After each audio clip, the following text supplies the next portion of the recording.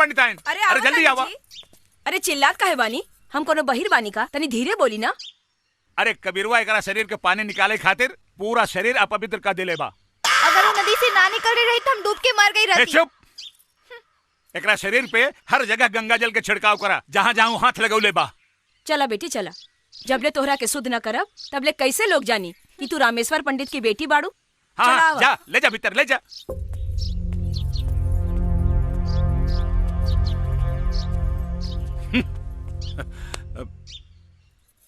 कोमल, हमके तू ई बतावा कहाँ कहाँ हाथ लगावले बतो के? आँख में माई। रामेश्वर पंडित के बिटिया पोखरा में नहा रहल बिया। अरे पता ना कहाँ ससुर कहाँ कहाँ हाथ लगौले होई। हाथ पे माई।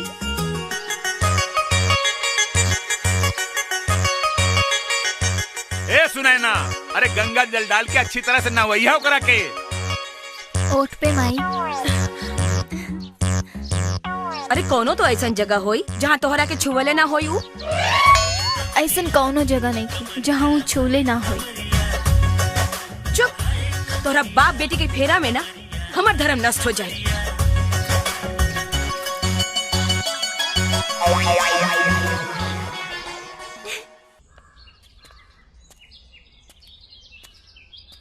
ए मुखिया जी, इस सब मुंह लटका के बैठल बाड़न, कौनो शोक सभा चलता का? ना ना महाराज ना, आदमी लालीपप के बेटी हो ना, दोनों जनकवा झुमकी दोनों से परेशान बा। और कबीर से हमहू परेशान बानी। अरे ओकनी से पहले का एक इलाज होके के चाहिए। अरे पहले ओकनी के बारे में सोची, कबीर पर बाद में आए मुखिया जी। इ नौटंकी से इ गांव के जितना बच्चा जवान बा सब बिगड़ गइल बा। अरे तो ओकनी के पकड़ के लिया के इ पंचायत में 4 थप्पड़ रसीद करा, सारी नौटंकी समझ में आ जाई। हाँ पर लेके आई के कबीर। तो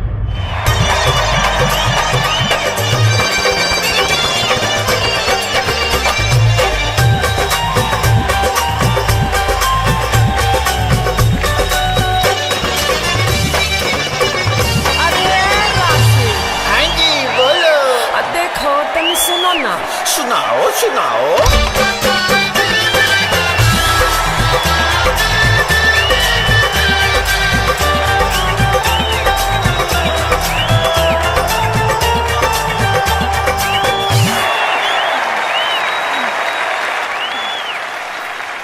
हो गई, तब चला बचल खेला पंचायत में खेलिया। अच्छा, ढेर बोलबे तो पान खा के थूक दे, सारा ड्रेस के डिजाइन बिगड़ जाए। काले रही ना, ये हमारा बस के काम नहीं खे। बना दे रस ना इज्जत की गुटका। और ही कुछ स्टेज पर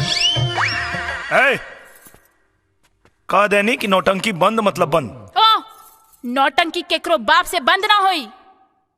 झुमकी के बहिन है जनक कुमारी महतो हमार नाम। अच्छा बुझला? पंचायत से बुला बाबा, चला। इज्जत से आज ही लोग, न तो बेइज्जत करके ले जाए के पड़ी। चलो। हमनी का का होई जनक? अरे कुछ ना, इनके विधायक की टोपी ना हमार चोलिया में बसल बा। तू बस देखत जा, तनकी सा जोर लगाए कि सारा पंचायत उनका धोती में घुस जाए। नमस्ते विधायक जी। नमस्ते। नमस्ते नमस्ते। एगो समस्या बा। जमाना कितना खराब बा विधायक जी, सुंदर लड़की भी समस्या में फंस जाता रही। का समस्या बता? गुलाबो? गुलाबो ना, झनक नाम बा सरकार। रवा बीच में ना बोली विधायक। बोले दा भाई हुआ का? अरे ना ना ना, दलाल हुए का? चुप दोगला। अरे लड़की है कौनो ना। वो का हो, हम और हमार बहन खुद के सिनेमा बना के दिखावत रहनी है, पर का करी, ये गांव वाला चाहता रन कि बंद कर दी। ब्लू फिल्म दिखावत रहलू का? ब्लू सिनेमा ना, शुद्ध देसी नौटंकी सरकार। अरे दोगला, भाई दलाल की बोल के बीच में ना बोले। चुप सर। भाई साहब रहुआ चुप रही ना, विधायक जी के रोमांटिक मीटिंग चल रहा बा, कह रही हूँ सर। काम हो जाए लेकिन बदला में हमरा के सनीमा दिखावे के पड़ी। हाँ मुफ्त में तका निहा लिया हुआ समस्या का निदान बताओ तानी। हाँ ना समझ लू का ना हट पागली। ई का अच्छा अरे ई का करे तारा ना समझ में आइल का? मैं बुरबा का बिया का रे।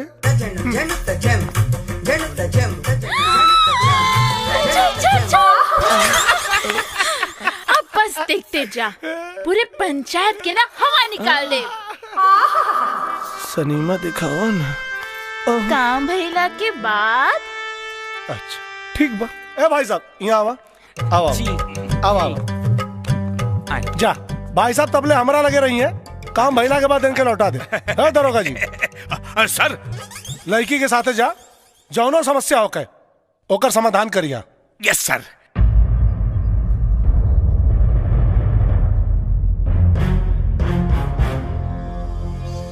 समस्या का बा? अरे देखत नहीं की का जम्हाई लेत समय हमार हाथ ऊपर चल गई बा और अब डॉक्टर कहता कि खूब खर्चा लागी, ऊपर से हमार दीदी के शादी के खर्चा। दे दी लोगन नौटंकी बंद। अरे जा दी, देखी ना भगवान खुद ही का नौटंकी बंद करा देलन। अरे अरे ऐसे कैसे? हम ना नाच सकब पर हमार दीदिया तो नाच सकतिया ना। अब इलाज और पेट भरे खातिर कुछ तो करे के ही पड़ी। इज्जत बेच के अपन पेट भरवे का? ए इज्जत हमार जाता तो तोनी के काहे फटता? जबान संभाल के बात कर। ये पंचायत है, तोर घर ना। हमरा घर के बारे में कुछ मत बोलो। अनाथ कही के जनक और जोर से बोली। सड़क से उठावल लड़का के बाप ना कहा जाए। कबीर हमार बेटा, हमार बेटा। अच्छा तो एक बेर बस काकी कह देस ना, तो काल से नौटंकी बंद, नहीं तब बंद करे के खर्चा रउआ लोगन के जेब से निकाल ले। माही एक बार कह दे कि कबीर भैया तुहार बेटा हवन। झूठ बोल के हम नरक में जगह न बनाई। पति के अवहेलना कैला से स्वर्ग में जगह ना मिल जाए। बोल तोरा नौटंकी बंद करे खातिर कितना पैसा चाहिए? 5 लाख। और अगर तोर बीमारी झूठ निकलल तब? 5 लाख ईदी। ठीक बा, लेकिन रउआ पैसा का इंतजाम ना कईनी तब पगड़ी उतार के चप्पल के झाड़न बना ले। कबीर बेटा, जब आपन आपन न हो सकेला तो गैर भला कैसे आपन हो सकेला? बाकी 5 लाख के व्यवस्था कहाँ से होगी? पंडित जी जबान हरल बानी, अपने आप के बेच दे, बाकी अपन पगड़ी के केहू के चप्पल के धूल के झाड़ न बने दे। ए बाबूजी, हमारा शरीर के कण कण आपके कर्जदार बा। इस शरीर पे पंडित दीनानाथ शास्त्री के हाथ लगल बा। अगर ये बिकैबो करी तब 5 लाख से ज्यादा में कम में ना। शाबाश बेटा। अरे समस्या से निकाले में दरोगा हमने के फंसा देलस। खोल के बतावा। हाँ, मतलब खोल के बतावा, बात बुझाइल ना। अरे अरे मास्टर जी 5 लाख देवे खातिर तैयार हो गइला। पर ई दरोगा बीच में टपक के ई कहले कि अगर झूठ पकड़ा गई तब 5 लाख हम दे। एक मिनट हटा, का दरोगा? अरे दरोगा ना, साले दोगला बड़े। का जरूरत रहो जब? अरे समझावा, तू ही एक समझदार आदमी बड़ा बस। हाँ सुनी, बात अगर बिगड़ जाये नू तो विधायक जी बनी खुद अपन 5 लाख रुपया रहुआ के दे दे। हाँ। बीच में बोला के क्या खाला सा बीच में बोला के? ए हमार गुलाब, अब दिखावा ना सनीमा। समस्या से निकलने के बाद बुझनी हम अबो कहता नहीं, ये मास्टरवा 5 लाख रुपया दी कहाँ से?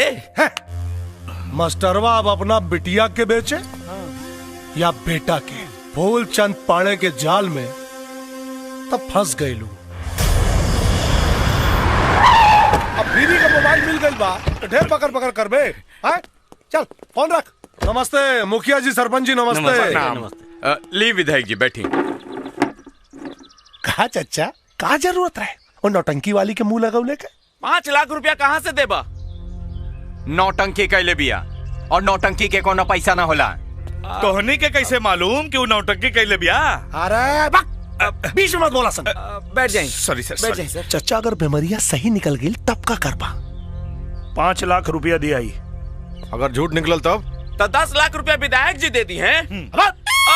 सॉरी सॉरी सर, सॉरी। पैसा तोहनी जैसन लालची आदमी के लालच है, और यहाँ बात मान सम्मान के बाद कुछ और बोला। अच्छा कुछ और? हाँ, शास्त्री जी का जूता और हमारा सर। विधायक जी अगर बात सही निकल तब? तो विधायक जी के जूता और शास्त्री जी के सर। हे शास्त्री जी, बेटा अगर जूता कपारे पे रखवा देना हमरा क्या करिए? 5 की जगह 15 लाख दे। हाँ। घर तक संभलते नहीं खे, चलल बाड़े लोग पंचायत संभाले। चला रे सर। आई सर। माई ये का कर देले तू? बड़ा भरोसा बना तोरा बाबूजी के अपना बेटा पर। वह भरोसा के क्रिया अगर हमार बेटा हार गई तो भगवान के दरबार में अकेले से कहता के तोहरा परवान देवे के पड़ी। अगर हमरा सुहाग के पकड़ी दिलन ना तो जहर खा के जान दे दे। हट माई। माई काकी अरे मर्दे, उदासी ना ठीक लागेला तोरा चेहरा पर। कबो कबो कोनो बात दिल में भाला के तरह चुभ जाला यार। ओकरा खातिर एगो रास्ता बा हमरे पास। पंडियो जी के सहमति बा और ऊपर सोचबा तो एकदम सही रास्ता निकल आई। कौन रास्ता? कोमल से ब्याह कर लो। कर तो ले यार, लेकिन हमरा जीवन में औरत के प्यार नहीं के क्यों जन्मा के दरगाह पे फेंक दिया, क्यों अपना के प्यार न दिया। कोमल से जान से बढ़ के प्यार करी ले, कहीं वो ठुकरा दे तो जीते जी मर जाए यार। कबीर, अगर फिर आके कबो ऐसन कहला तो एक थप्पड़ मारे, बिना बियाह के पति कहे लगबो। मार।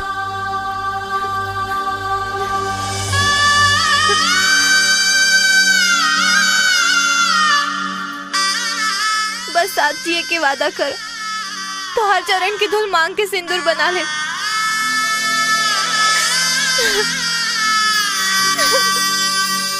उनके फुलावा हो तू हमार फूला के नवा हो। हम हई पिया जी के पत्थर तिरिया। कबीर चाचा, वो झनक के हाथ सही बा। तोरा किसे बता रे? बाजार में स्वेब सब्जी खरीदत देख ले। हाँ कसम से हमके देखला तो हाथवा ऊपर कर लेलस। हाँ जैसे वो मदारी के ले रहे। फिर बोलबे ना तो हमारा मुंह बोमा पुल हो जाई। मजाक सही नहीं खे, बात सही भी हो सकता। एक काम कर लो, पूरा गांव के झनकवा के द्वारे जुटावा, और हाँ विधायक जी के जरूर बुलैया। पर करबा का? वो तक कैला के बाद पता चली।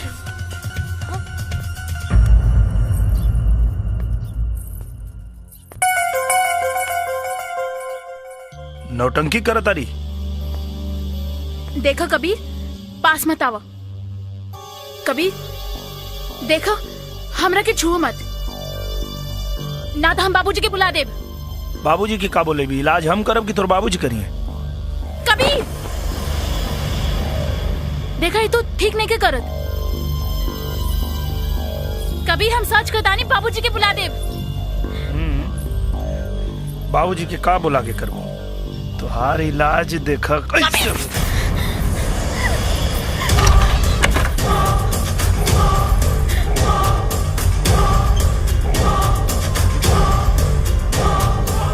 चल बताओ हकीकत का बा। ना तो गांव और पंचायत के फैसला बहुत भारी पड़ी। फिर ना तो नाचे लायक रहबे और ना नचवाबे लायक। Side please, side please. आई सर, करने गई। आई आई आई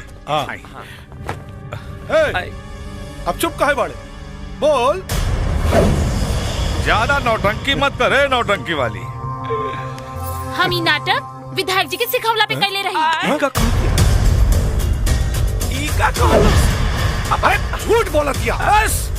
बस उठाइबा कि उठावे के पड़ी? अब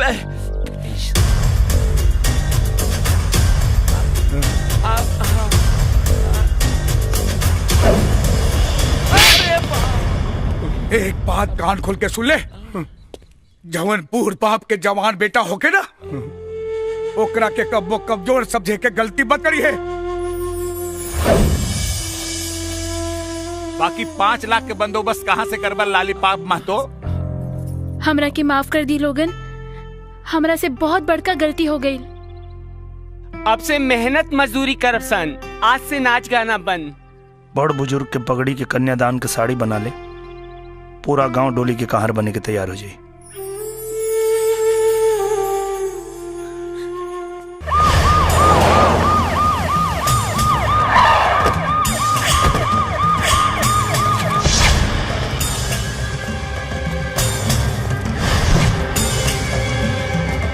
जीजा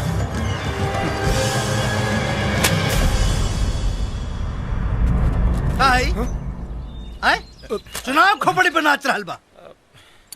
अब चुनाव चिन्ह जूता होई का? हम वही रहनी मंत्री जी। पलटे के चक्कर में विधायक जी पलटा गई नहीं है। हाँ है जी। है आओ। यस सर। अरे साले हुआ खड़ा होके का बाबा जी का घंटा गाड़त रहा है। अरे साला हमके अगर टेंशन में ब्लड प्रेशर हाई हो गयो, बवासीरो। तू साले हमरा के ना मंत्री जी, कम से कम वर्दी के तरह वाली लिहाज करी। ई लोग के चक्कर में ई दरोगा दोगला बन गया है। ठीक है कहता रहा। आज हमारा समझ में आया कि कहावत कितना सही बा। जोरू का भाई एक तरफ और सारी खुदाई एक तरफ। सही कहा तानी जी। आइए, आप यही की कमी थी, सुपारी दे। दीदिया चुप रहा। इतना सुघर सार केहू भाग्यशाली के ही मिलेला। उठी, ओने जाके बैठी। अच्छा। ई हमार बबुआ खातिर कुर्सी बा, रउआ खातिर तो प्लास्टिक के कुर्सी बा, ताकि बवासीर में तनी कम दर्द होखी। जी देखता रे, राज्य चलाए वाला घर चलावे में कितना असमर्थ बा। अब बुझाई जीजा हमरा के थप्पड़ काहे ना मारना है? इनका के चप्पल खाई पड़ी। ढेर ना यहाँ के हमारे जीजा जी। तुम लोग साले सुधर जाओ। कितनी तकलीफ दोगे तुम लोग, मैं क्या करूं भाई? हेलो, दिमाग का फालूदा निकल आए। पाकिस्तान से हैदर अली। हेलो जी। हाँ हाँ जी जी। हाँ हैदर अली साहब, वालेकुम प्रणाम। वालेकुम सलाम चौबे जी, कहिए सब खैरियत? जी जनाब, हिंदुस्तान प्रगति कर रहा है। चुनाव नजदीक है। अब अगर जनता की सहानुभूति मिल जाती तो चुनाव तो हम ऐसे ही जीत जाते। सहानुभूति ठीक है, चलिए कर ही देते हैं हंगामा। दिन और तारीख आपका और काम हमारा। अरे जनाब शुक्रिया। तो लीजिए लगे हाथ, दाऊद हसन साहब से बात कर लीजिए। हाँ दीजिए दीजिए। वालेकुम प्रणाम हुजूर। 14 अगस्त का जवाब होगा 20 दिसंबर।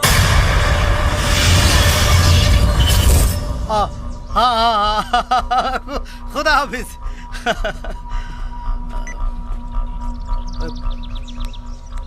देखला, हिंदुस्तान में रह के डीलिंग पाकिस्तान से करीला। अरे ता जीजा के कर बाड़ा जुत्ता खाए वाले के दीदिया। दीदिया कहाँ बोला बता रही? एक बात बताओ, तोरा सर पे जूता के रख ले रहे? मास्टर दीनानाथ शास्त्री का बेटा कबीर शास्त्री। कबीर शास्त्री तो बेटा कबीर अब की दंगा में पिला जेबत।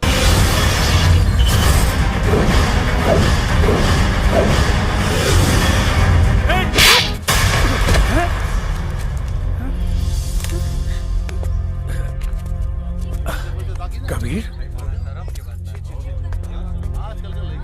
कहा बात बात वाली जी? ए शास्त्री जी, अपने सड़क उठावल माटी आज हमारा बेटी के मांग के सिंदूर बने का सपना देख रहा बा। स्वीकार कर ला, काहे की कबीर से बड़ा सपना देखे के औकात तोहरा में नहीं खे। ता ठीक बा, बस एक जात बता दा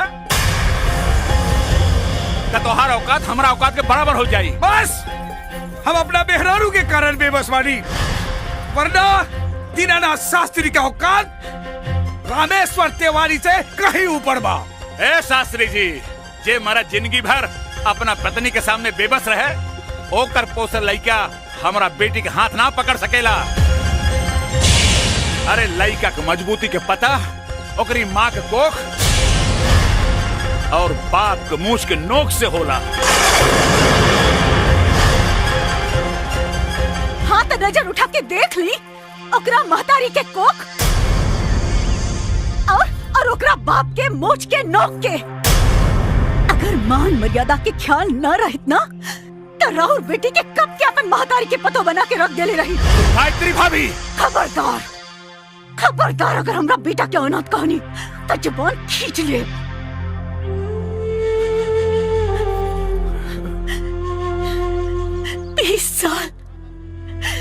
बीस साल लग गए हमरा के अपन बेटा पहचाने में। रवा तो 7 जन्म में भी ना पहचान पाई।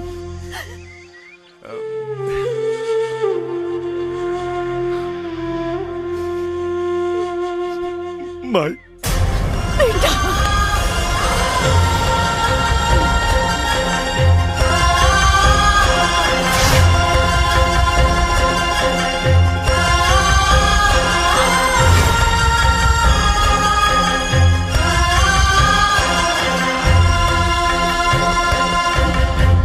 यह एहसान के कर्जदार हमरा और जिंदगी भर है। कहे कि एक बेटा से ओकरा माई के मिलवा देली, जाके अपन बेटी के जीवन संभाली। एगो बाप के वादा बा, हमार बेटा रउआ रास्ता में कबो ना आए।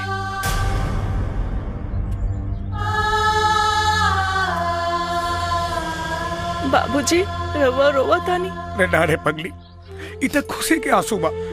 ब्याहे के 25 साल बाद पंडित दीनानाथ शास्त्री के परिवार पंडित रामेश्वर तिवारी के वजह से आज पूरा भइल।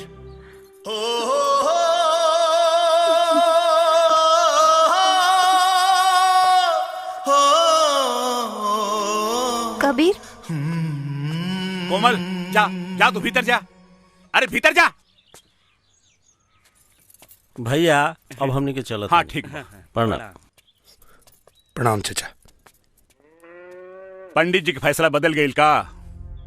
हाँ, बदलल फैसला ही बतावे खातिर आइल बनी। तब फिर एगो हमार बात सुन ला। हम कोमल के बियाह तय कर देले बानी। एगो पिता से बढ़ के बेटी के क्यों प्यार करिए नहीं कह सकत। हम अनाथ प्यार के मतलब का समझे। अपने के बेटी हमरा के प्यार के मतलब समझा दे। अब देवता मंदिर में रहे या घर में, का फर्क पड़ा था। वो हमरा के हमरा माई से मिलवा दे। अगर हम उनका के अब उनके पिता से ना मिलवा पाई तब बहुत बड़ गलती हो जाए।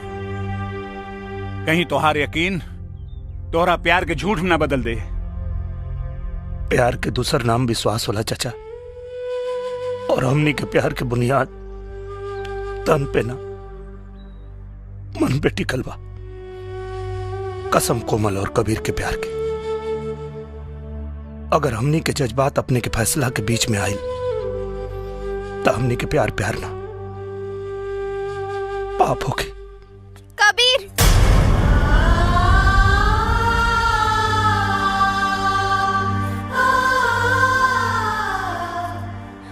औरत के भाग्य के फैसला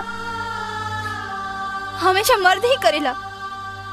एक बात के विश्वास रखी है, जिया जी हमरा साथे भाऊजी के खोजल और तोहर त्यागर रिपोर्टर जाए, लेकिन मरला के बाद हमार तन और मन पर अधिकार सिर्फ हमार रही।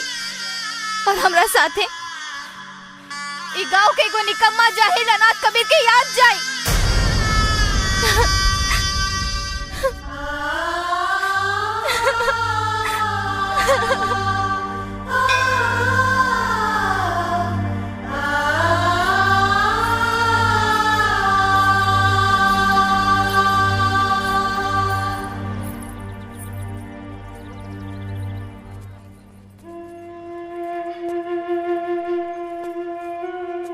एगो एहसान करी हो, सिंदूरदान के समय हमरा सामने मत रही हो, ना तो जिए तो जी मर जाए।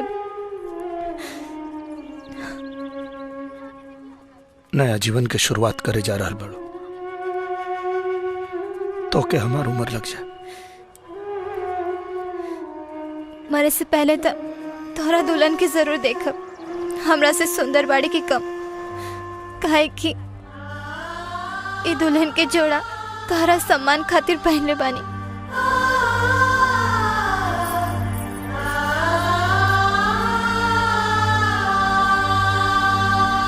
ओम गजाननं भूतगणाधिसेवितं कपित्थजम्बूफलचारुभक्षणं उमासुतं शोकविनाशकारकं नमामि विघ्नेश्वर पाद पंकजं मंगलम। बजरंगी घीव कहाँ बा? मंगलम पुंडरीका। का भेल पंडित जी? ठीक बा, अभी ले आवा तनी।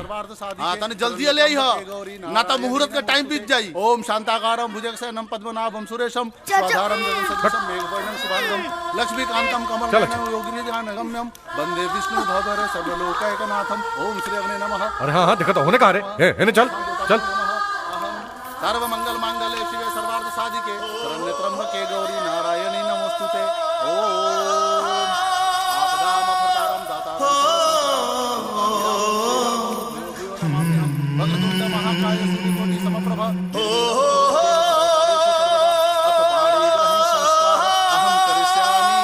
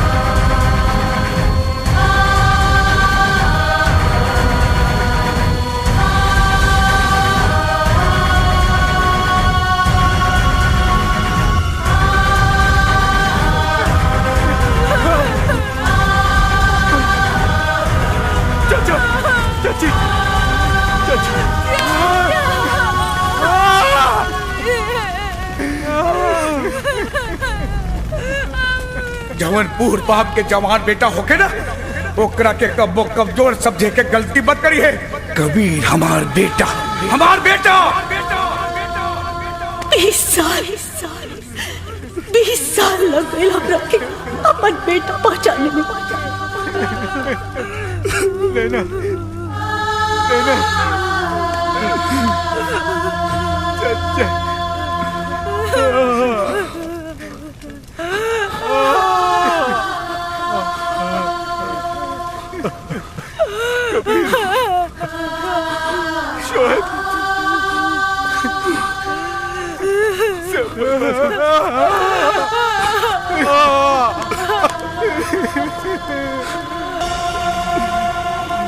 आज पटना के सीरियल ब्लास्ट ने पूरे पटना और यहाँ के सिस्टम को दहला कर रख दिया है। एक के बाद एक पूरे 6 धमाके हुए हैं, जिसमें 2 धमाका गांधी मैदान, 2 पटना जंक्शन, 1 एग्जीबिशन रोड और 1 गायत्री मंदिर में सबसे ज्यादा जान माल का नुकसान गायत्री मंदिर में हुआ है, जिसमें एक गांव के लगभग सारे लोग मारे जा चुके हैं जो शादी के मौके पर वहां मौजूद थे। मजा गेल रहे उस दिन। बहुत मजा। का बात बा? रिपोर्ट लिखावे के बा। 1 मिनट बाद में बात करब। हाँ, रिपोर्ट केकरा खिलाफ? उ लोग के खिलाफ जे बम मार के हमरे अम्मी और अब्बू के मरले बाड़े। अरे बेटा, वो लोग पाकिस्तानी आतंकवादी बा। वो लोग के सरकार पकड़ी, हमनी के वो लोग के पकड़े के अधिकार नहीं खे।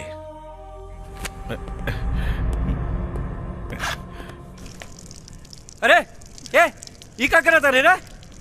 हैं? अरे साहब देखिए मुंह तता। ई का कैले? हमार अब्बू कहत रहे जे थाना में थानेदार रह के थानेदारी ना करे, उ थाना ना पिसाब खाना होला। साले!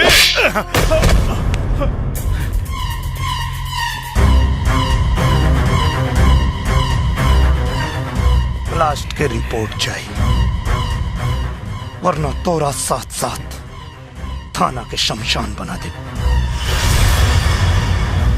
बाप करा है जी। हाँ? गरजे वाला बादल कहो बरसल बा। अब मरे वाला आदमी के अगर श्रद्धांजलि ना दिल गई तो जिंदा आदमी के आत्मा के शांति कहाँ मिली? नमस्कार नमस्कार नमस्कार।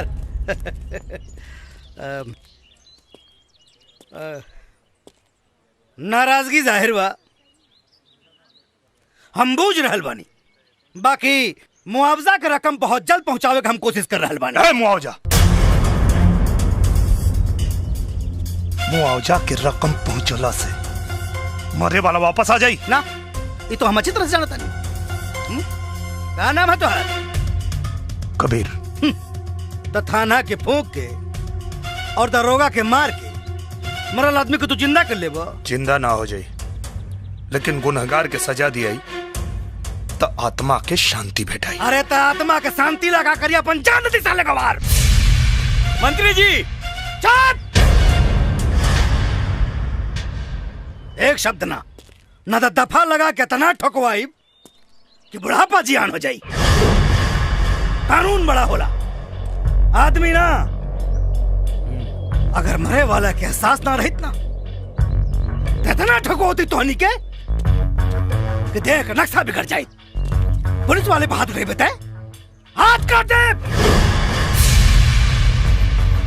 4 गो वोट का दे देना लोगन, मंत्री मिनिस्टर सांसद विधायक सब तोहनी के जूता के धोला। सकल से बेवकूफ लागत रे, ना तो दहिया की चमनिया नोच लेती। एक बार पता चल जाए बॉम्ब ब्लास्ट में केकर हाथ था, चमड़िया नोचब ना जब आ जाए पाकिस्तान।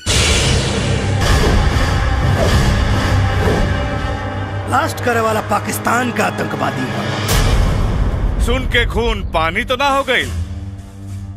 अरे महाराज, पहले ही तो पता कैला कि अनाथ के देह में खून बाग की खाली पनिया से काम चलाता। खून पानी के पता वो दिन चली जब ब्लास्ट करे वाला के लिया के एजा। और अगर ना मर लेना तो फिर अनाथ के साथ साथ नाजायज भी कही बे। हाँ, ना तो फिर शहीदे में नाम लिखाई और ना तो फिर नाम दर्ज हुई। चला। मंत्री जी, जीवन और मृत्यु ऊपर वाला के हाथ में होला, लेकिन बॉम्ब ब्लास्ट कोनो आदमी करे लेवा।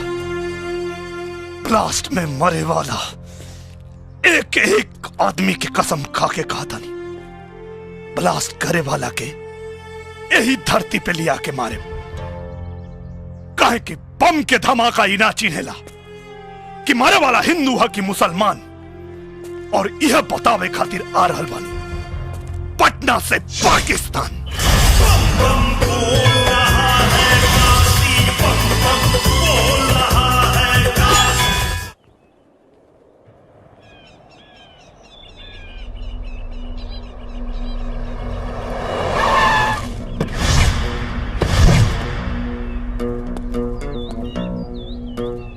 इस बदतमीजी पर एक दूतो।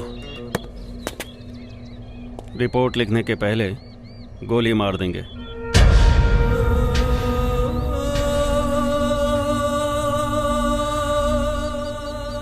कमबख्त हंसी भी उस वक्त आती है जब हमें किसी पर गुस्सा आता है। गुस्से को दबा के रखिए, गर्मियों का मौसम है, फट जाएगा। वैसे हम तो यहाँ इस बात की इतला करने आए हैं कि आपके नाम की हवा पूरी कराची में है। एक जरा सा तिनका भी बड़ा जख्म दे सकता है। दवा की जरूरत नहीं पड़ेगी, और अगर पड़े भी तो आपके बदन से निकालेंगे।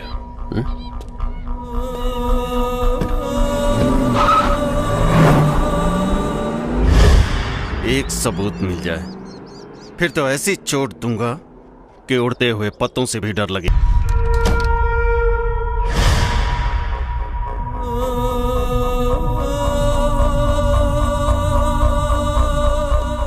आइए दाऊद हसन साहब, इस्तकबाल करते हैं आपका।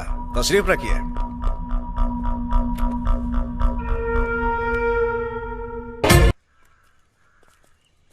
कबीर चाचा, हम चलब तोरा संगे पाकिस्तान। और कहीं तोहरा चलला से तो हर कबीर चाचा कमजोर पड़ गए। तब कमजोर ना पड़े देव चाचा, काहे कि अगर बचपन में माँ बाप की साया सर से उठ जाए तो लड़का बचपने में जवान हो जाला।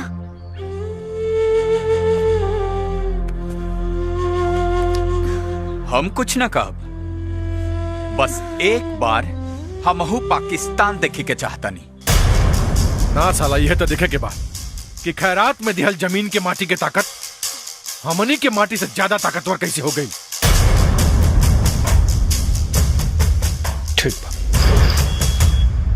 मंत्री जी बतौले रानी तोहनी के बारे में। ये पासपोर्ट बनवा के कहवा जाए के बा? पाकिस्तान। अच्छा, वो नौकरी करे खातिर जैसे लोग दुबई वगैरह जाने वैसे ही ना? ना, पाकिस्तान के बम से उड़ावे। बम से उड़ाई बा? अच्छा, तो तू लोगन कैसे बम मरबा? ऐसे बम के चोट पर त चिल्लैले, बंदूक के नोक पर निकल जेबे। 10 दिन से घुमावता रे, क्या समझता रे? का लगा था तोरा के पासपोर्ट ना बने बे तो हमनी के पाकिस्तान ना जाए के वैसे जाए के जैसे ओकनी क्या बोले सन। हाँ, हमरा पता बा आज के समय में काम गांधीगिरी से ना दादागिरी से होला। चल कपड़ा निकाल निकाल। रेप करवा का? खोल यो निकाल। दूरबीन दूरबीन।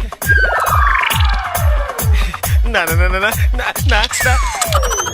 हमनी के खिलाफ कार्रवाई कैले तो तोर फोटो टीवी अखबार में इतना छपी कि लोग सलमान खान से ज्यादा तोरा के याद रखे। पाकिस्तान तो हमनी के जाएगे और वहां जाए से तोरा मंत्री के बाप भी ना रोक पाई।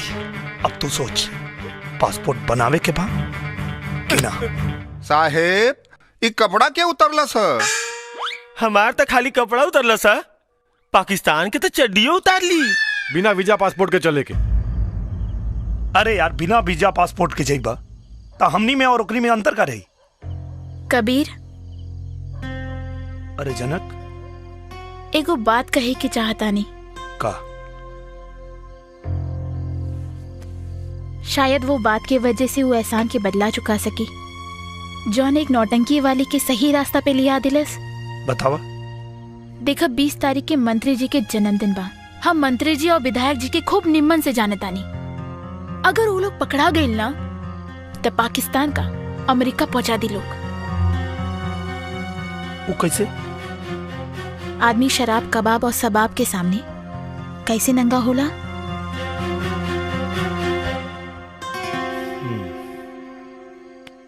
ठीक बा, पहले ही जोखिम हम और शोएब उठावे के।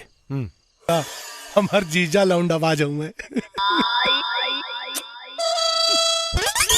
Come on. Okay.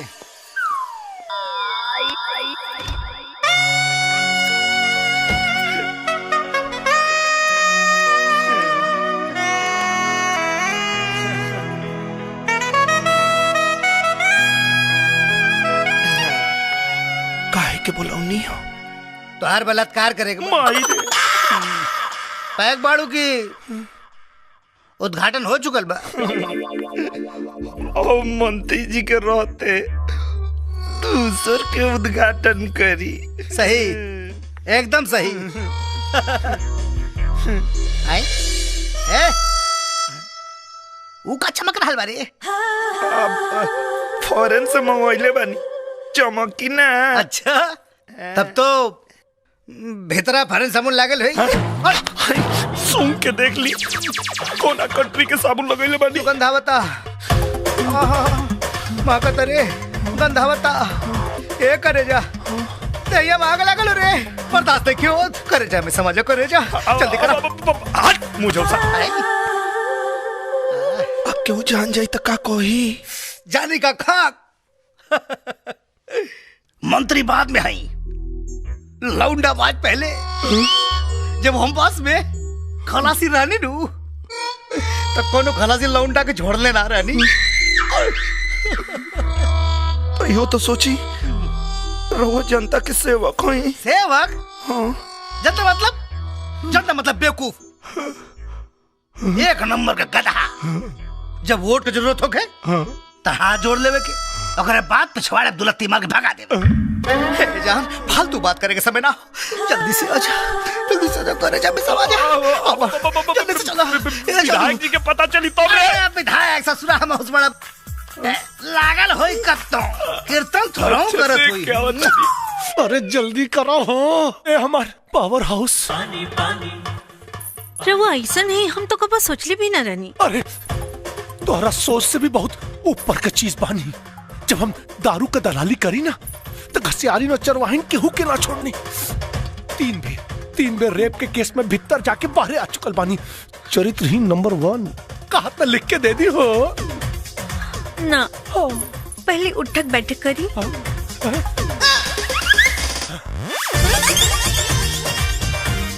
बास की औरी थोड़ा और। अच्छा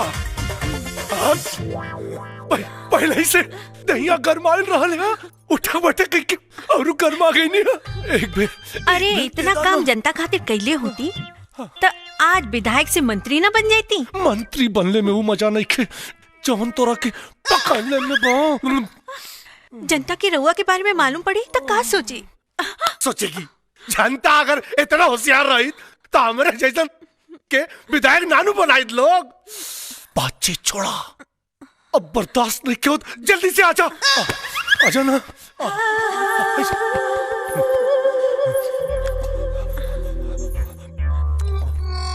हम अगर रउआ लगे आइब तो रउआ बीमार हो जाए। काहे हो? मलेरिया बाकी फलेरिया? एड्स बा। जीजा! ए जीजा! कुछ छपल? इतना छपल बाकी नेताजी के और मंत्री जी के लंगोट जल के राख हो जाई। ले जाके दे आओ। ये कहा भैया? वो लोग के कर्म कुंडली है।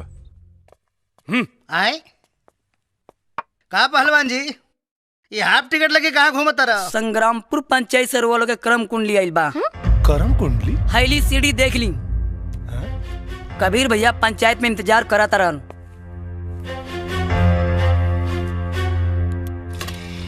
लगा जल्दी से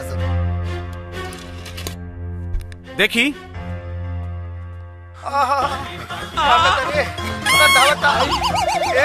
जीजा मतलब बेवकूफ, एक नंबर का गधा।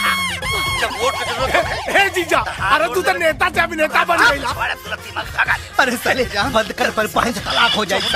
पकड़ने में में मालूम पड़ी तो का सोची? अरे साले बात का सबक अगर इतना होशियार रही।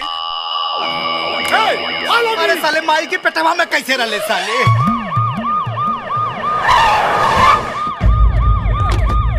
Side side. हाँ आई आई सर। हाँ साइड। चप्पल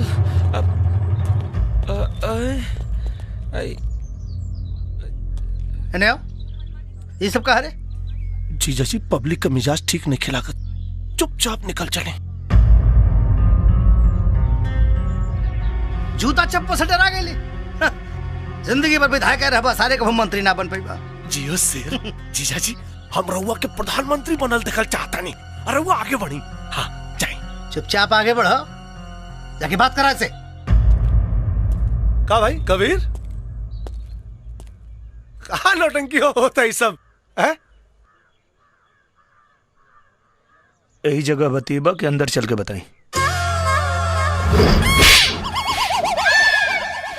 भीतर है ठीक रही। चला आवा। अब भीतर कहाँ लेके जाता है? हाँ, विधायक के सामने बैठल बाड़े।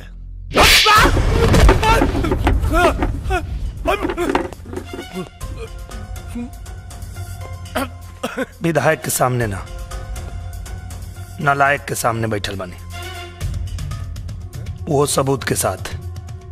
समझ में आयल? हाँ, अब सब समझ में आ गए। अब सही आदमी भैया सही काम नु करी। हाँ, सही सोच ले होगा। जीजा जी के भेज रहा पानी। अब भैया जवन काम मंत्री जी कर सकन है, और मैं विधायक के काव का काम हो जाए भैया, पक्का। हाँ, आ गई। अभिलमा के कड़ुआ तेल ढेर फैलत रहना। कुल है गड़ी 2 मिनट में निकाल जानी है। वो आवाज कैसन आइल? रजिस्टर गिरला के? अच्छा रजिस्टर। समस्या बड़ बाउक। हम ठहरनी विधायक, रहुआ मंत्री, 2 मिनट में सुलझा दे। जाए। ओके, डोंट वरी।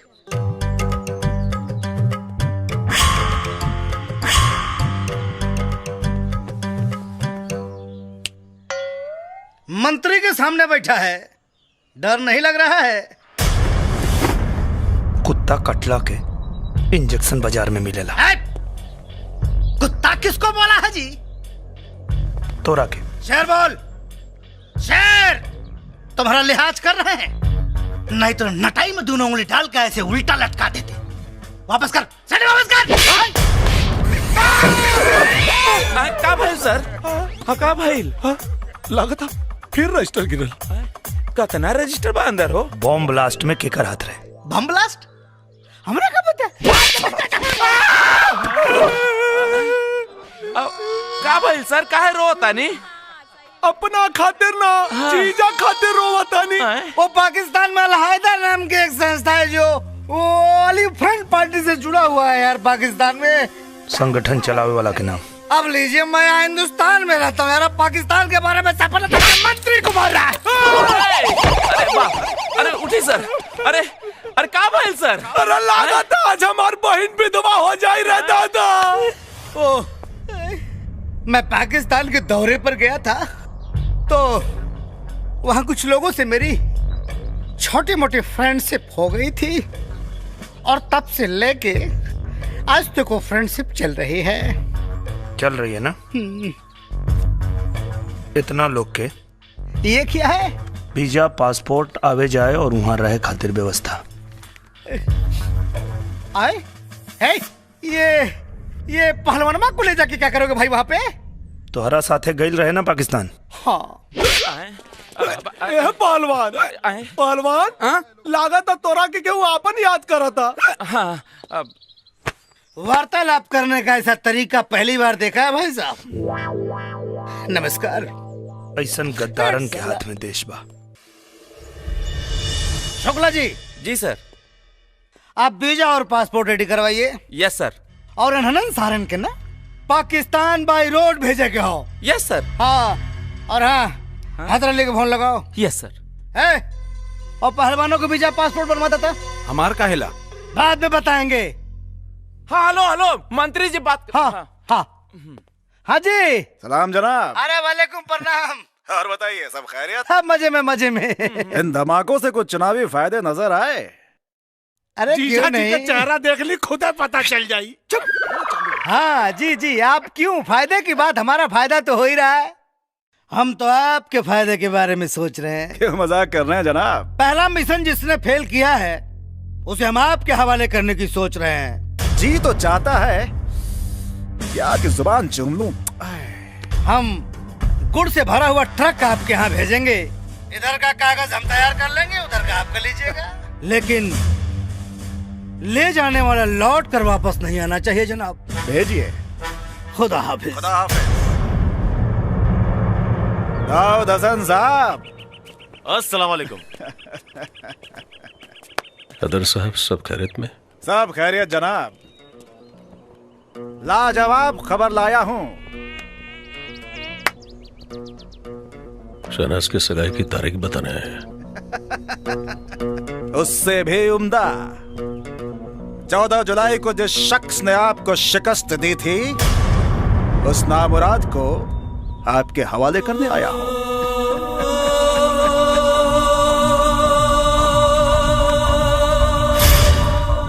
खुदा की कसम हैदर साहब,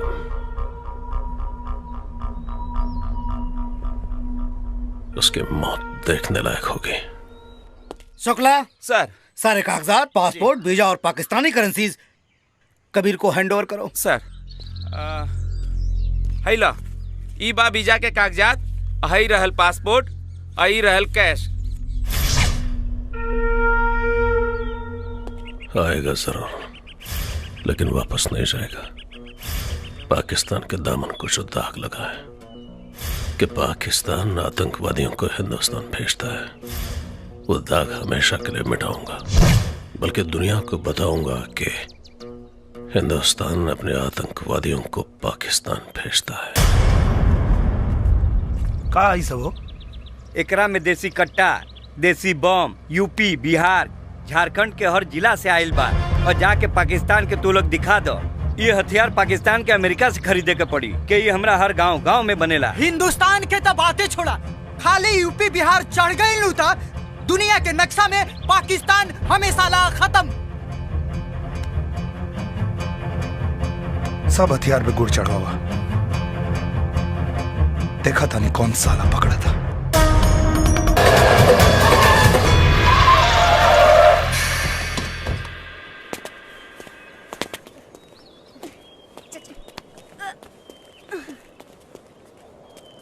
तुम सब में कबीर कौन है?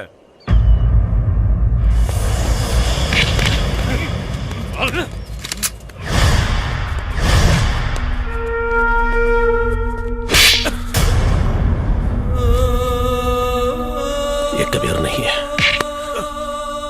ये कबीर है। ये कबीर है।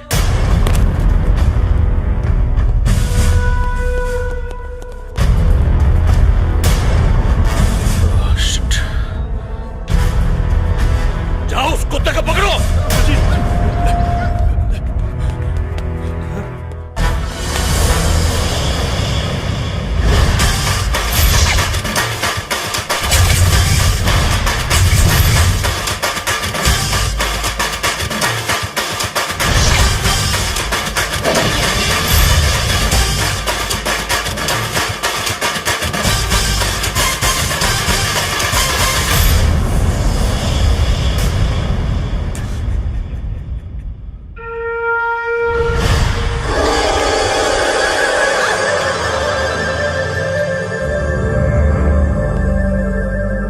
जान के सौदागर। अगर मर्द का बच्चा है तो माशुका की हिफाजत करके दिखा। सिर्फ पाकिस्तान का नहीं, तेरे घर के कोने कोने का पता लेकर आए हैं। मेरे शहनाज को औरत को छोड़ दो। अगर मर्द है मुझसे हाथ मिलाकर देख। हाथ मिलाने नहीं, तुझसे लात मिलाने आए हैं। चाहूं तो तुझे यही ठोक दूं, लेकिन मेरे भारत माता की जमीन तेरे खून की प्यासी है। तुझे ले जाकर उस जमीन पे ऐसी मौत मारूंगा कि तेरे मौत के खौफ से दहशतगर्द पैदा होना बंद कर देंगे। बाहर जो ट्रक खड़ा है उसमें गुड़ नहीं, हथियार है। अब सोच, हथियार मंगाने की क्या सजा होगी। हम हिंदुस्तानी पैजामा सिलने से पहले मूतने की जगह बनाते हैं।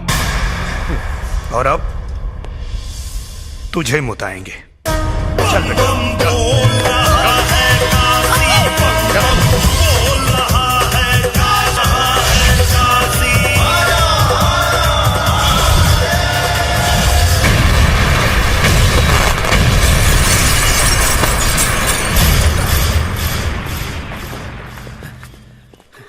अबे फोन उठा मच्छर जात। चले। हमारी शहनाज को कुछ नहीं होना चाहिए। अरे बेगम साहिबा, आप बेफिक्र रहिए, शहनाज को कुछ नहीं होगा। हम उसके अब्बू है ना, कुछ नहीं होगा उसे। हम आपकी सियासत पर अपनी बेटी की कुर्बानी नहीं देंगे। सर, पाकिस्तान से phone sir. Hello, I am Choubey from Hindustan. अबे चौबे फ्रॉम हिंदुस्तान, तुमने ट्रक में हथियार भेज दिया? अरे हम तो यहाँ से गुड़ ही भेजे थे। अब पाकिस्तान की धरती में वो गुड़ अगर हथियार बन गया तो मैं क्या कर सकता हूँ?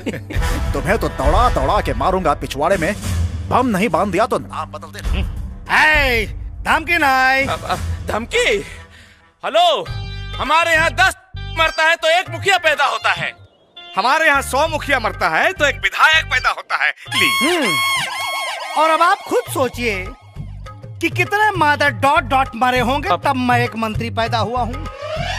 सबको दौड़ा दौड़ा के ये लुधियाना से लेकर लाहौर तक नहीं भगाया ना, तो मेरा नाम भी हैदर अली नहीं। इस रूट की सभी लाइनें व्यस्त हैं। कृपया जब तक मामला सॉल्व ना हो जाए तब तक फोन ना करें। टीटी पूपा पू टिन टिन टिटों। का भाई ले जीजा, कौनो प्रॉब्लम बा का? हाँ, पाकिस्तान के पिछवाड़ा फाट गई हो, तू सीए जाइबा।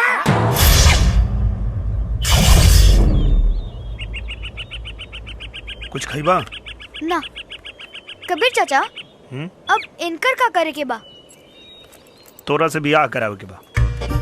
हमरा के पागल बुझले बाड़ा?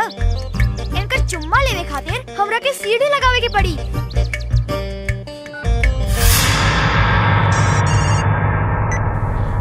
शहनाज, और दहेज में का मिली? शहनाज तुम्हारी आवाज खंडहर। ये कोई मामूली खंडहर नहीं, यहाँ का बहुत ही मशहूर वज्रस्तान का खंडहर है।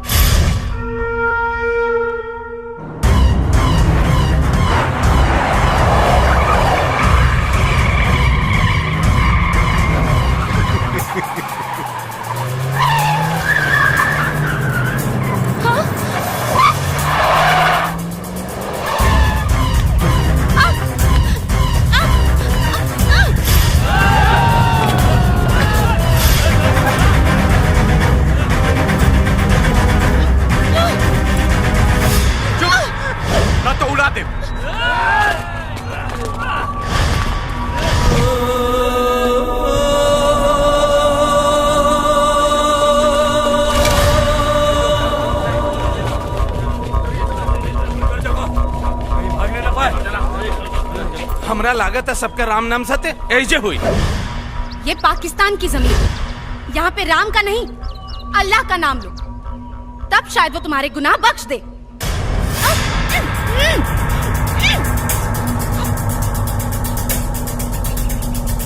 शोएब, बिना बॉल के सिक्सर मारे की पड़ी। इंशाल्लाह।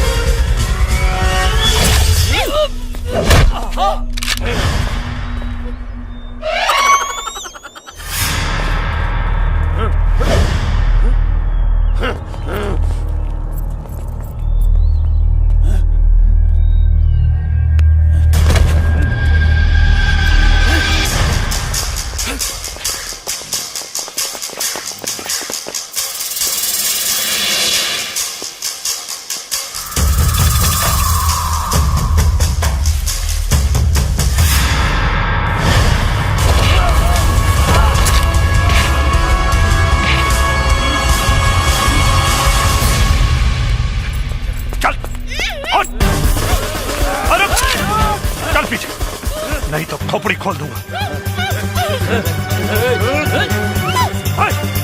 चल पीछे चल।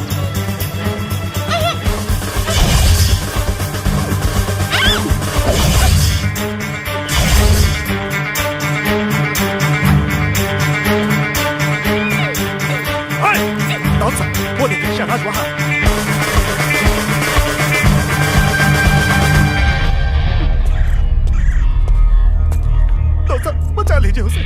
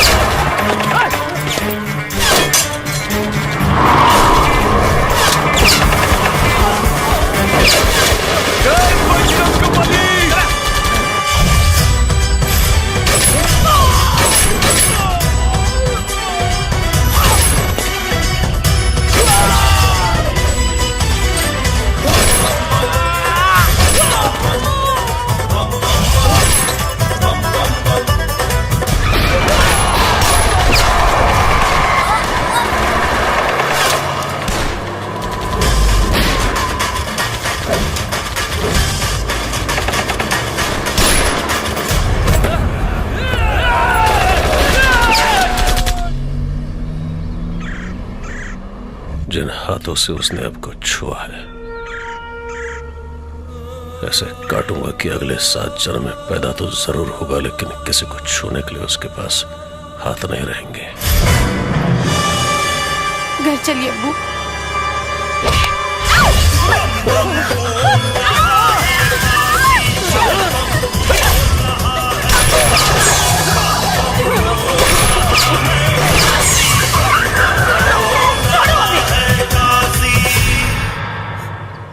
ऊपर वाला भी उसी का साथ देता है जो रमजान में राम और दिवाली में अली को देखता है।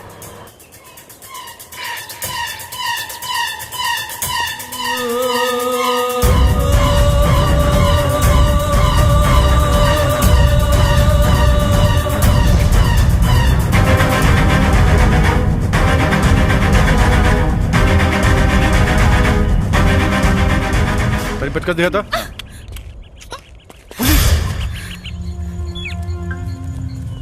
पुलिस बा, पुलिस। इनकी माँ का हमने की पुलिस से कुछ लेवे देवे कि नहीं के, हमने के टारगेट के और बात। चलो यहाँ से, चला। चलो तू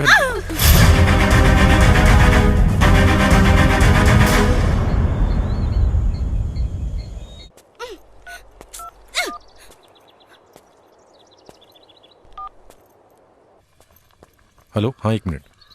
हाँ ये दोनों दे दीजिए। हाँ हेलो।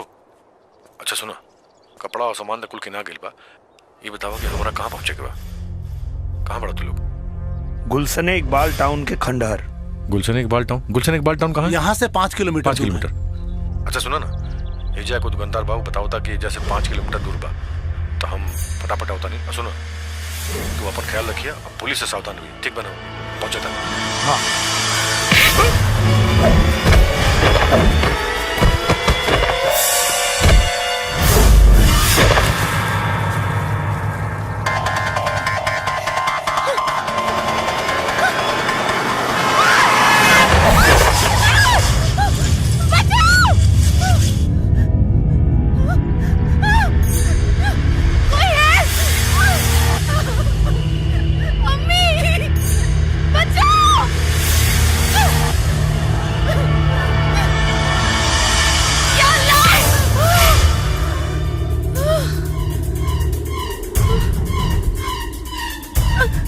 छोड़ दूं अभी? नहीं।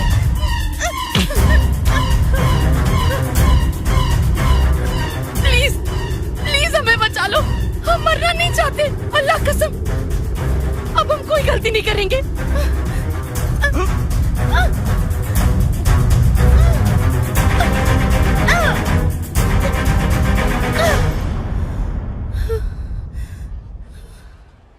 अब समझ में आया जिंदगी और मौत के बीच में क्या फर्क है?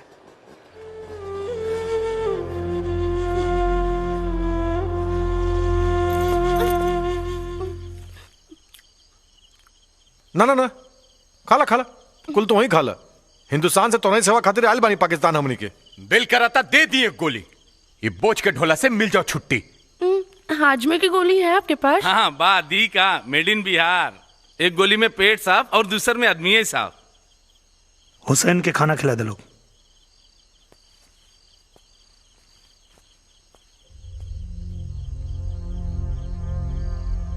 कबीर,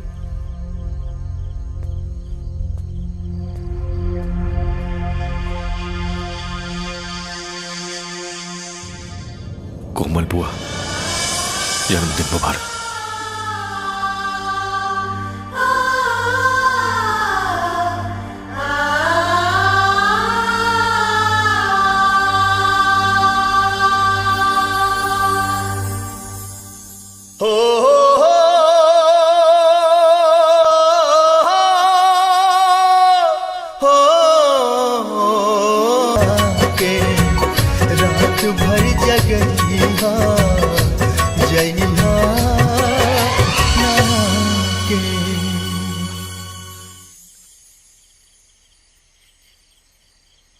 ये कोमल कौन है?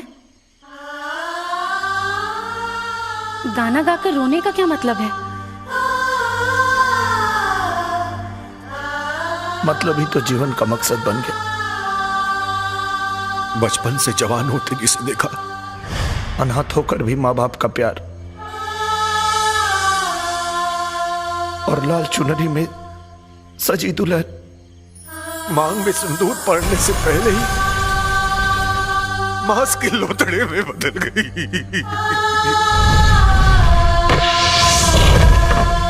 उसी का नाम था कोमल।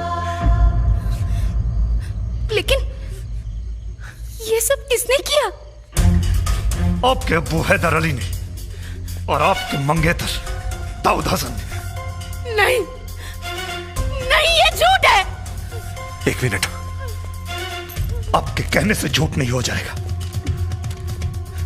कागज में लिखे हुए सबूत दस्तावेजों की तरह होते हैं जो सच कहते हैं, झूठ बयान नहीं करते।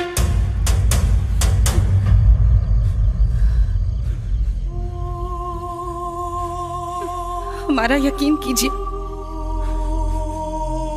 अगर आप लोग सच कह रहे हैं तो हम आप लोगों के साथ हैं।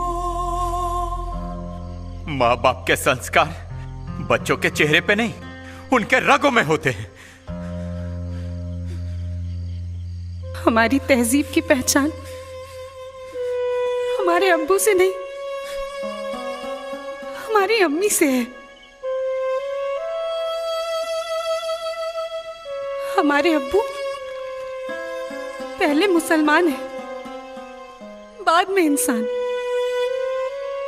लेकिन हम सबसे पहले इंसान हैं, उसके बाद मुसलमान हैं। कोई दहशतगर्द हमारा अब्बू तो हो सकता है,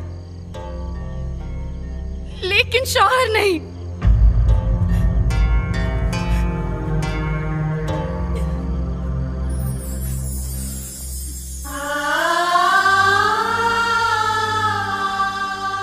हमारे यहां औरत को देवी का दर्जा दिया जाता है।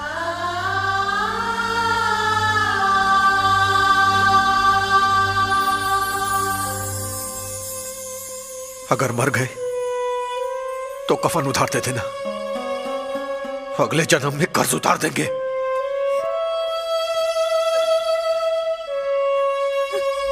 हमारा फैसला बदल गया तो अब उस दिन बदलना जिस दिन हैदर अली और दाऊद हसन से मजबूत हाथों में मिल जाए।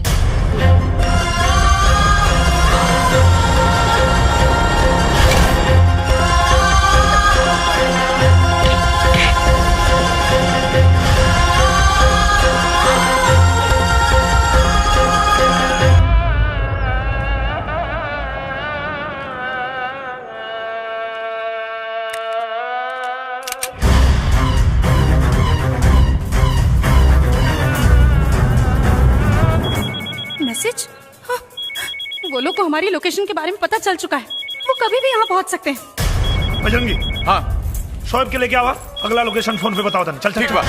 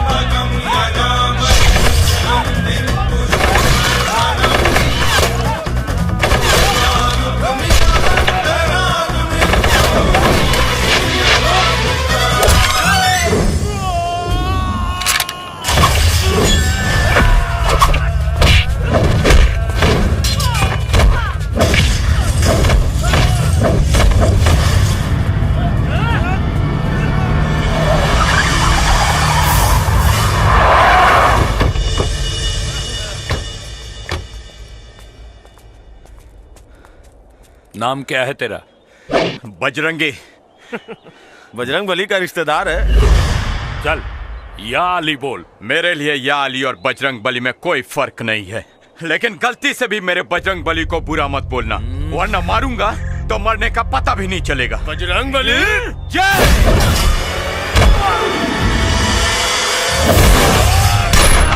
या अली, जय बजरंग बली।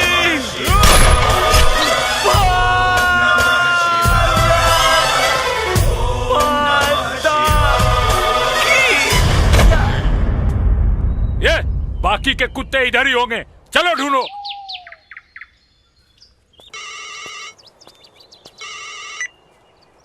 हाँ शोएब।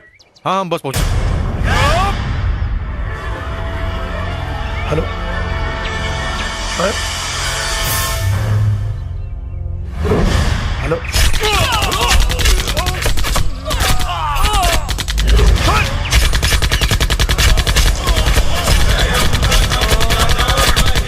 बजरंगी, बजरंगी।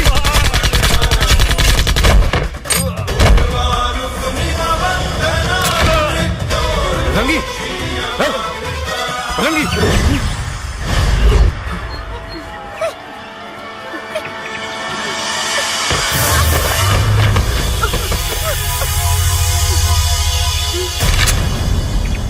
कौन कहता है हिंदू और मुसलमान में लड़ाई होगी? ये हवा भी कमबख्त किसी पाकिस्तानी ने उड़ाई होगी। जान मत छोड़िए रे, जान मत छोड़िए रे।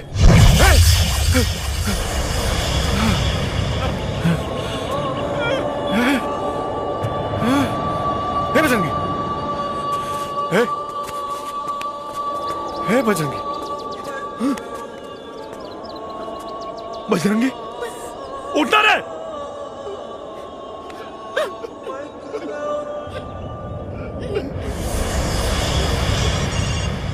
कल पाकिस्तानी अखबार पढ़ लेना। पढ़ने के बाद आंख और दिल दोनों अपनी जगह बदल देंगे। तुम्हारे भेजे हुए कुत्तों की लाशें कल पाकिस्तानी अखबार के फ्रंट पेज पर होगी। साले साहब चल के गांव वालों के बता दे ये क्रांतिकारी के क्रांति खत्म। Follow me. सर आइए सर। हाँ हाँ सर। हाँ कहा मुखिया और सरपंच और गांव वाला सारा लोग सुन ला। कल अखबार का फ्रंट पेज पढ़ लिया सब। हिंदुस्तान से आए हुए आतंकवादी पाकिस्तान की जमीन पर ढेर। नाम कबीर दीनानाथ शास्त्री, शोएब खान, हुसैन खान, बजरंगी पंडित। यस। अब फटाफट सीढ़ी वापस कर दे लोग। कहा से मसीहा टाए टाए फेस लोड़ा की गए। हे मंत्री, ई हिंदुस्तान के माटी है, माटी कम बारूद ज्यादा होला। ये जब फटी ना तब पाकिस्तान के नामो निशान मिटा दे। ज्यादा बोलेगा साले। साले मसीहा मरेला ना, मार क्या वाला बुझे रे मंत्री। बंद है साला लोग के।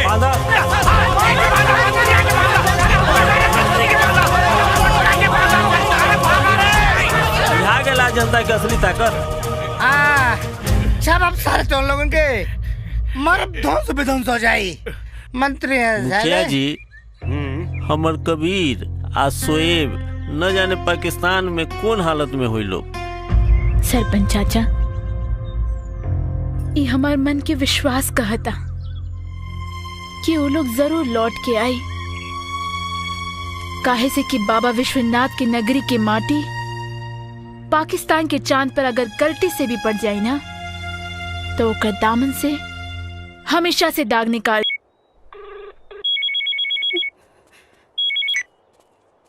हेलो, उस कुत्ते को फोन दो। अपनी सांस पकड़ के रखना।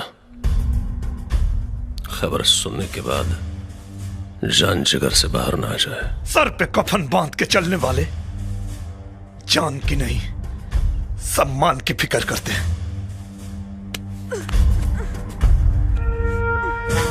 कबीर चाचा तू चिंता मत करिए, हमार चियल इतना जरूरी नहीं है जितना एकर मरल जरूरी। बदन के किले के पास पहुंचाना, पता चलेगा कि असली मर्द की पहचान क्या होती है। आ रहा हूं।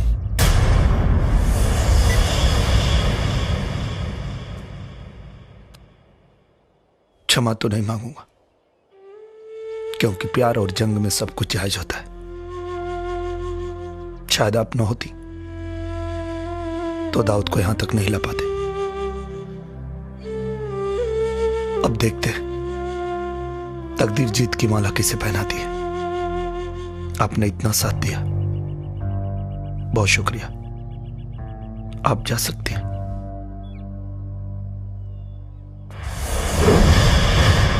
कबीर, बदनसीबी का दाग लेकर जो हाथ अब्बू और दाऊद हसन से भी ज्यादा मजबूत लगा, उसका सहारा भी नहीं मिल पाया। सहारा बनकर भी क्या कर लेंगे जब दुनिया में वही नहीं है जो हमारी दुल्हन को देखना चाहती थी। आगे क्या होगा ये तो हमें नहीं पता, लेकिन अगर उससे मिलने का मौका मिला तो जरूर देखेंगे। वो कितनी खूबसूरत थी कि उसके लिए एक आदमी सरहद पार कर गया। हिंदुस्तानी हाथ है, एक बार पकड़ लिया तो 7 जन्म नहीं छोड़ता है।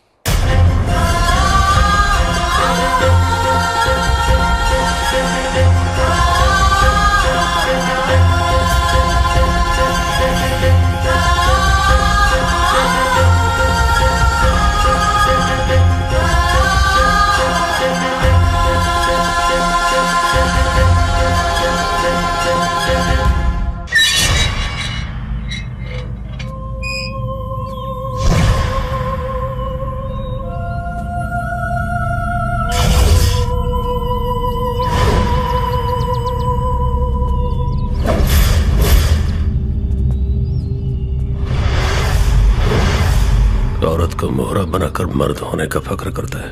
औरत को मर्द मोहरा बनाता है तो बच्चे को मोहरा बनाने वाला ही होता है।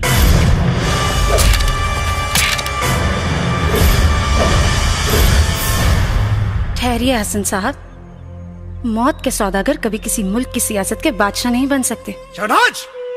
अल्लाह के वास्ते कुछ मत कहिए अब्बू।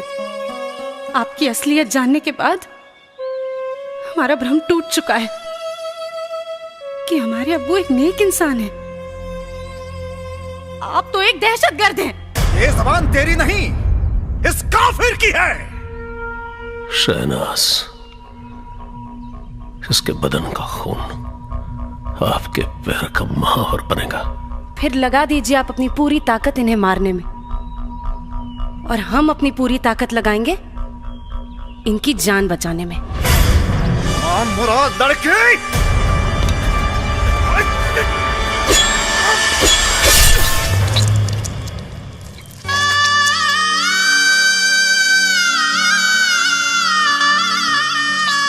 देखा हसन साहब, किसी नेक इंसान का खून कभी पांव का महावर नहीं बल्कि मांग का सिंदूर बनता है। अब दहेज में कफन भी तैयार रखना शहनाज। दहेज में कफन नहीं दाऊद हसन, पूरा पाकिस्तान लेके जाऊंगा।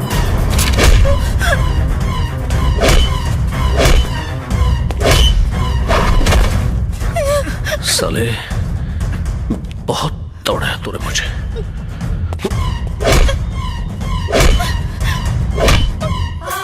मार दाऊद हसन और मार। इतने में थक गया तू, अभी तो तुझे और भगाऊंगा। तेरे घर से निकालकर 150 किलोमीटर लाया।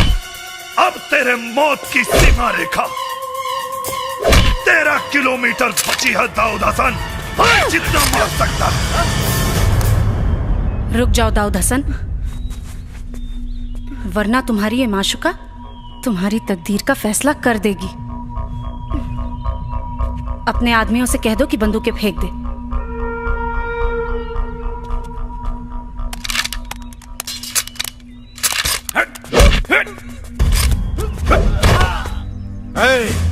दाऊद हसन, इसने तेरी माशूका को उठा के दुल्हन बना लिया। सोच तुझे क्या बनाएगा।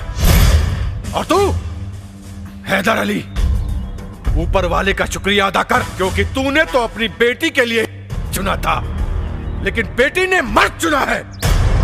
शहनाज की शादी का लड्डू अगर पाकिस्तान नहीं भेजा तो मैं अपने हिंदुस्तान का बेटा नहीं।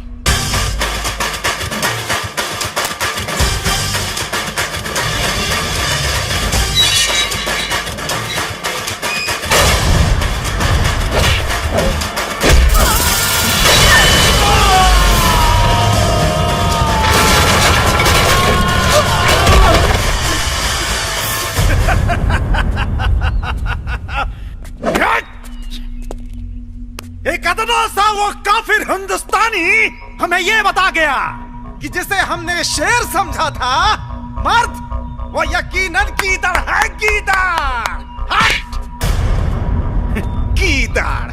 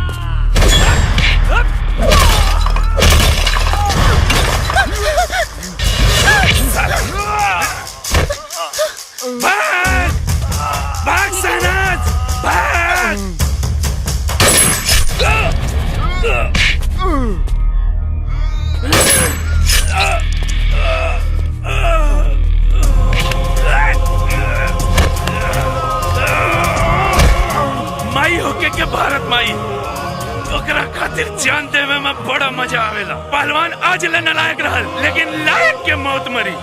वो अकेले ना, दुगो के लेके।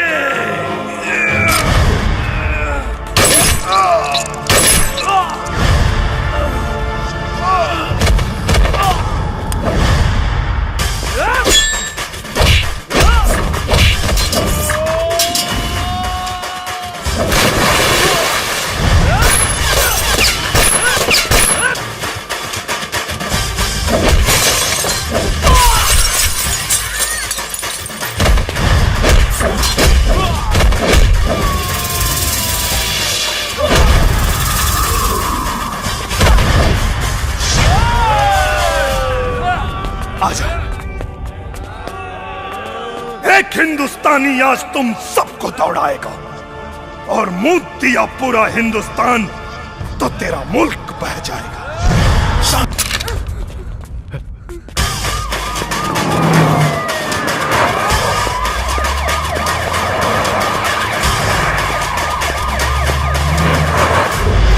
मियां, हिंदुस्तान को मेरा एक पैगाम दे देना। जिस मुसलमान का ईमान मुसलसल हो वो गद्दार नहीं होता, वफादार होता, चाहे वो हिंदुस्तान हो या पाकिस्तान।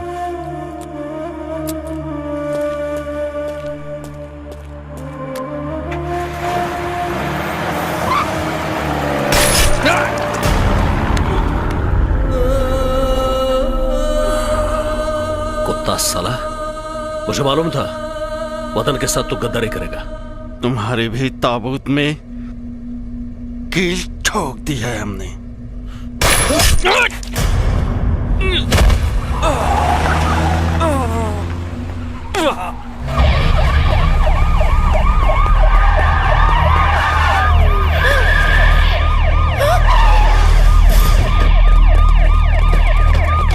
फायर कोई नहीं करेगा, हमें इसका सिर को जिंदा पकड़ना है।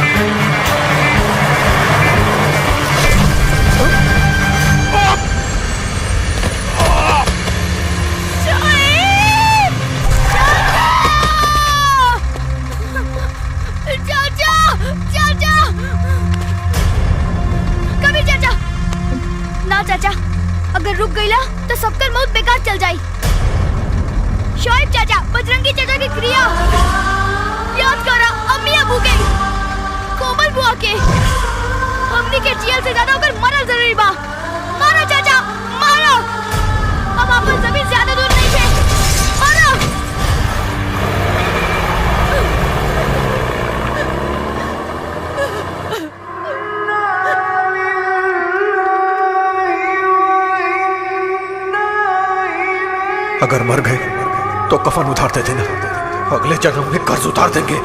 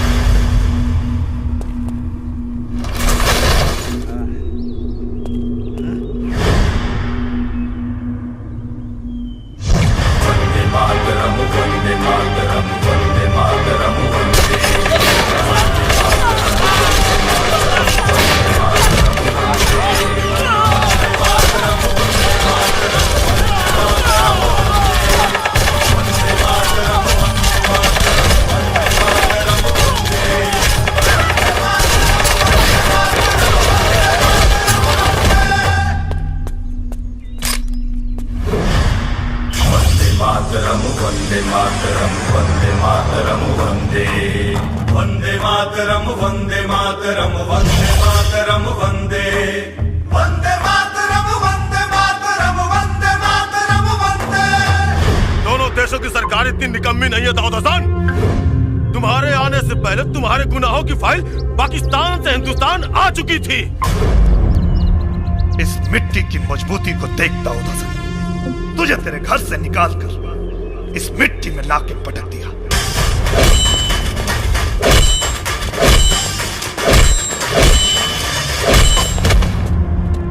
इन कदमों को देख दाऊद हसन, तुझे पता चलेगा कि बेटे की जगह हमेशा बाप के पैरों में होती है।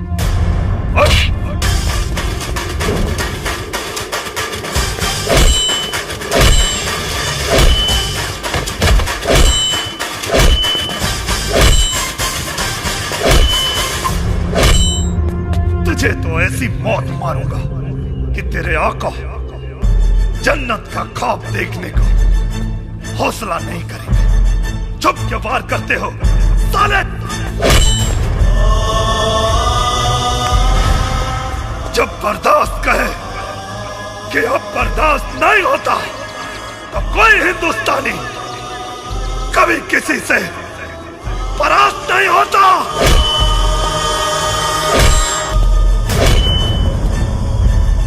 अब की जंग छिड़ी तो चेहरे का खोल बदल देंगे। इतिहास की क्या औकात है, पूरा भूगोल बदल देंगे। लाहौर से गुजरेगी गंगा, इस्लामाबाद की छाती पे फहराएगा तिरंगा। रावलपिंडी से कराची तक सब कुछ गर्क हो जाएगा। सदियों सदियों तक तेरे जैसा शैतान नहीं होगा। कश्मीर तो होगा लेकिन पाकिस्तान नहीं होगा।